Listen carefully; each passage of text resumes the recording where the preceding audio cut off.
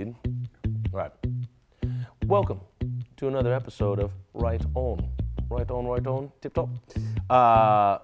So this is where I open up my notebook. To you, the patron, thank you for being a patron. I believe it's subscriber or higher. I'm going to change the names on this because right now it's set in this idea of like Urban Home being like the umbrella company, and I kind of removed that, and we're just going to be like, hey, this is all Toussaint Morrison. I'm going to open up my book randomly. We're going to read a passage from this book that I've written in, and I'm going to get a new book for you later on, but let's see what I randomly open to.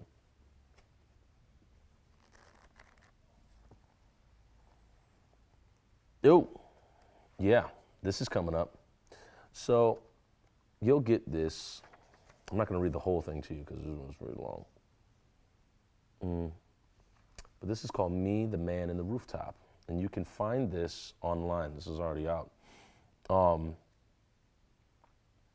But I have a series. I don't know how this started, but I would start writing poems in the context of me speaking to somebody standing on a ledge.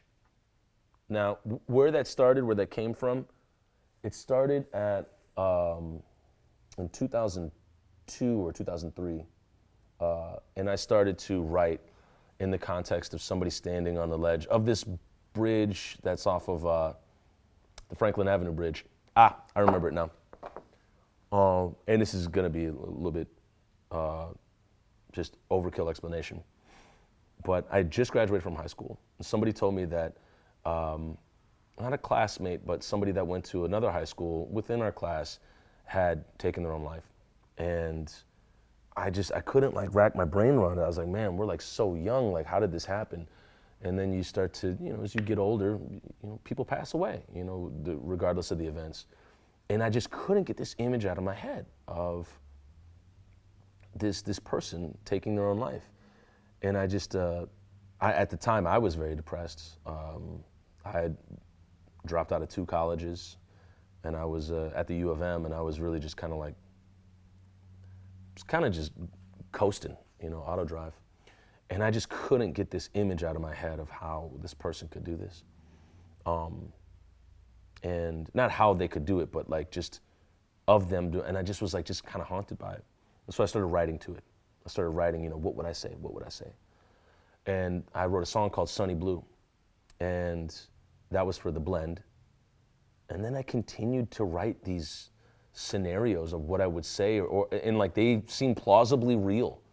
Like from like the context, it's fictional writing, obviously, but it's what would I say in that moment. And Sunny Blue was written. I believe there was another one, I can't remember it, but then there was Me, the Man in the Rooftop that I wrote in 2014. I wrote it in 2014 or 2015.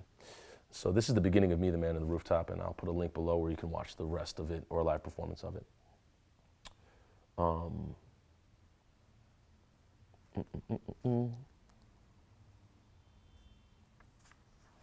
see where to start. He stood straight as the building beneath him, with the toes of his shoes creeping off the edge, kissing the cold currents, whispering wherever the weather would have it. It'd be a shame if he lost his balance. It'd be a shame if, see, now this is all written in segments, and I've edited this and moved it around, so you're just gonna get, oh, okay, the beginning is this. Man, there is some shit going on right now. Okay, so here it goes. Half of killing yourself is actually being able to accomplish it, whereas I assume the other half is the intent or meaning behind it. There he stood, straight as the building beneath him, with the toes of his shoes creeping off the edge, kissing the cold currents, whispering wherever the weather would have it. It'd be a shame if he lost his balance. Defiance, oh my goodness.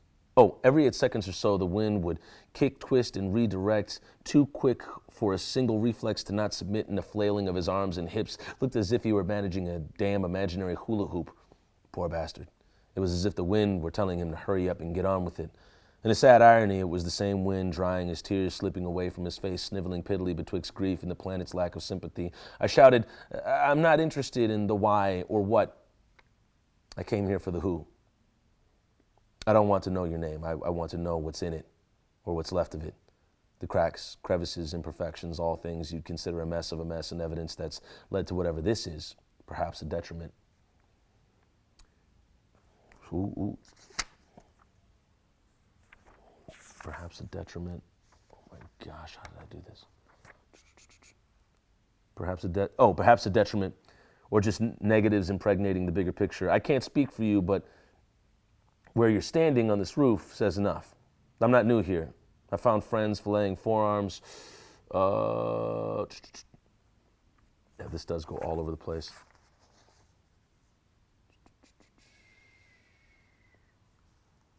There's another poem here called Donald the Eagle. And, oh, that's a phone call. We'll get that in a second.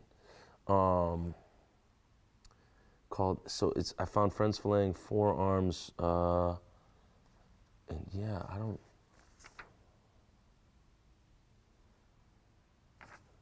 see, this is the great thing about this, is that you get to see just how non sequitur this whole book is.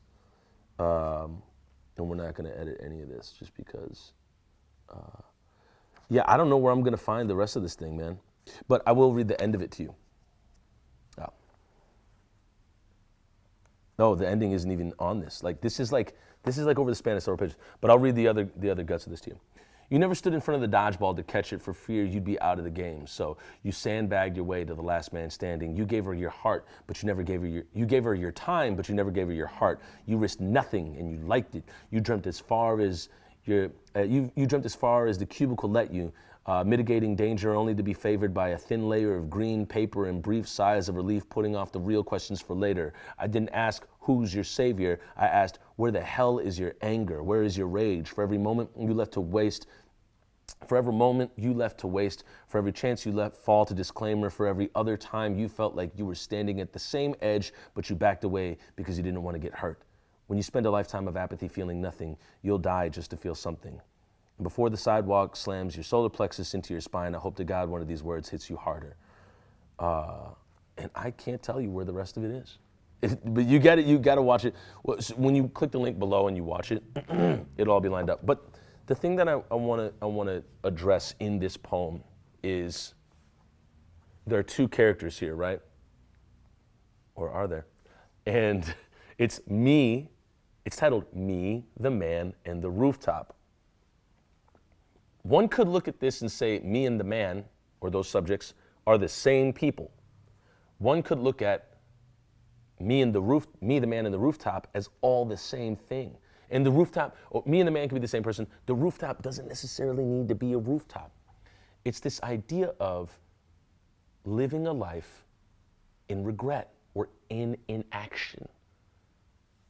Having not done the things you wanted to do, having not taken the risks that you wanted to take, having not said the things that you felt should have been said in that moment. And this poem is unabashedly, unapologetically screaming at that subject. Not to do it, but to find what's in yourself to make it happen. It's not like, well, take the action, go do it right now. It's saying, what is in your name? What are in your actions? What is in your heart right now? And I think that's something I didn't necessarily know that I was writing to when I wrote it until like probably a year, 2 or 3 afterwards. And I was like, holy shit, this person doesn't even need, it's just the man in the rooftop, or it's just the person in the rooftop. Who knows who's talking to who?